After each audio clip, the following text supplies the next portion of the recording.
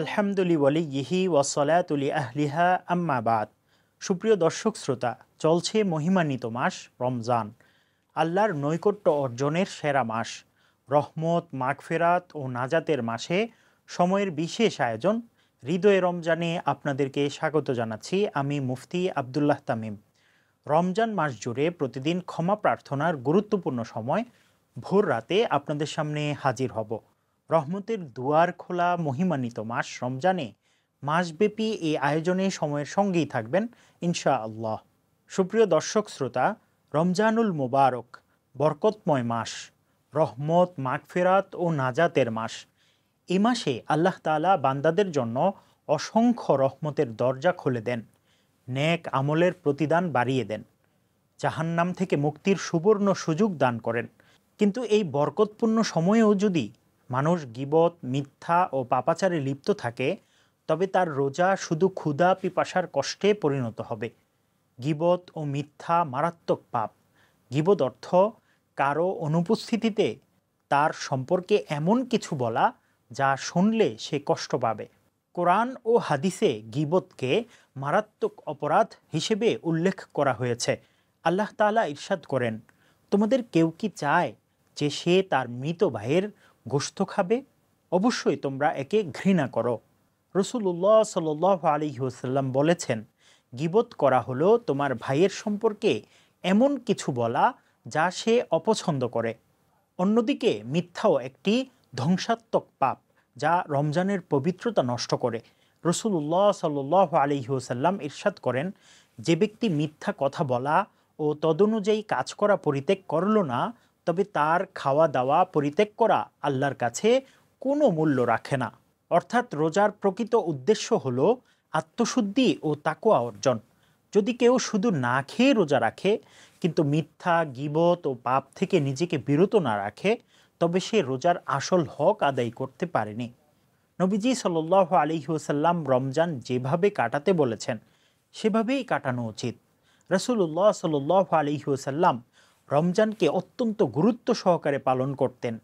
ইবাদত, বন্দিকি, দান, সদকা, কোরআন তেলাওয়াত, তাহাজ্জুদ সব কিছুতেই তিনি অধিক মনোযোগী হতেন।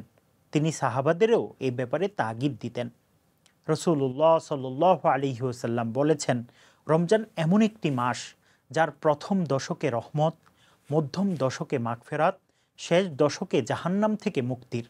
সাহাবাই কেরামও রাসূলুল্লাহ সাল্লাল্লাহু আলাইহি ওয়াসাল্লামের এই সুন্নত মেনেই রমজান কাটাতেন। তারা রোজা রেখে শুধু খাবার দাবার থেকে বিরত থাকতেন না, বরং তাদের জিহ্বা, চোখ, কান ও অন্তরকেও সংযত রাখতেন। হযরত ওমর রাদিয়াল্লাহু তাআলা আনহু বলেছেন, রোজা শুধু পানাহার থেকে বিরত থাকার নাম নয়, বরং গীবত, মিথ্যা, অনর্থক কথা থেকে বিরত থাকাই প্রকৃত রোজা। রমজানুল মুবারকে গীবত ও মিথ্যা থেকে বেঁচে থাকতে হবে আমাদের। রমজান শুধু না খেয়ে থাকার নাম নয়, বরং এটি আত্মশুদ্ধির মাস।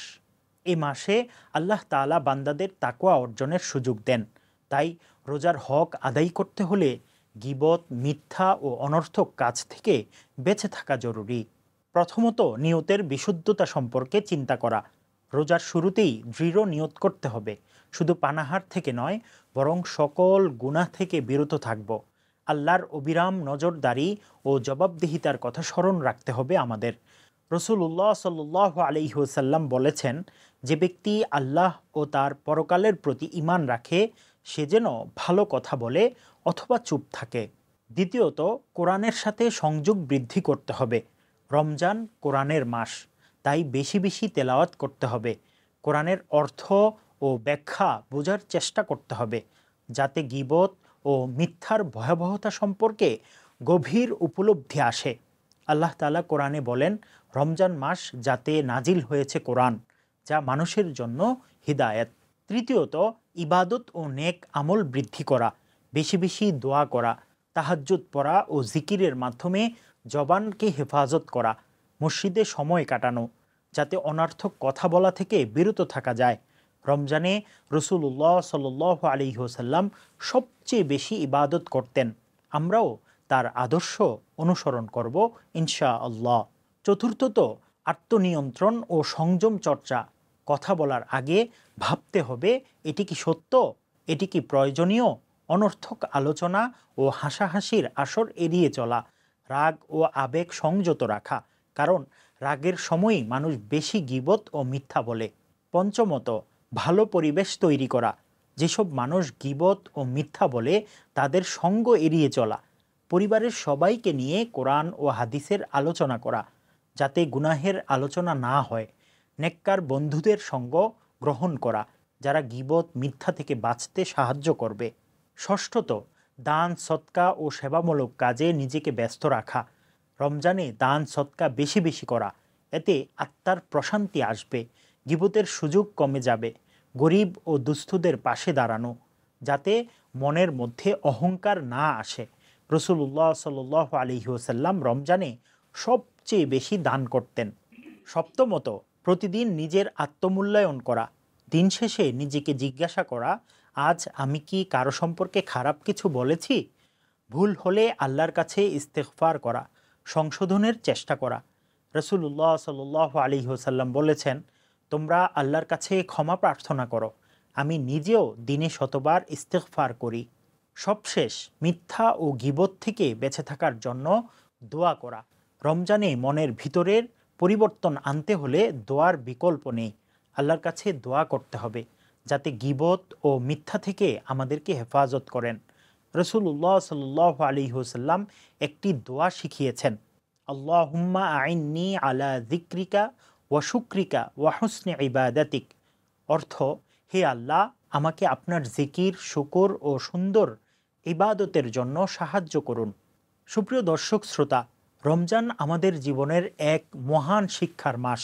এই মাসের শিক্ষা হলো আত্মসংযম ও পবিত্রতা অর্জন। সুতরাং শুধু পানাহার থেকে বিরত থাকাই যথেষ্ট নয়, বরং গীবত, মিথ্যা ও সব ধরনের পাপ থেকে বেঁচে থাকাই প্রকৃত রোজা। আল্লাহ আমাদের সবাইকে এই রমজান যথাযথভাবে কাটানোর তৌফিক দান করুন, আমাদের রোজাকে কবুল করুন, আমিন। মহিমান্বিত এই মাসে প্রতিদিন ভোর রাতে সময়ের বিশেষ আয়োজন হৃদয়ে রমজান দেখার আমন্ত্রণ জানিয়ে আজকের মতো বিদায় নিচ্ছি। আসসালামু আলাইকুম ওয়া রাহমাতুল্লাহি ওয়া বারাকাতুহু।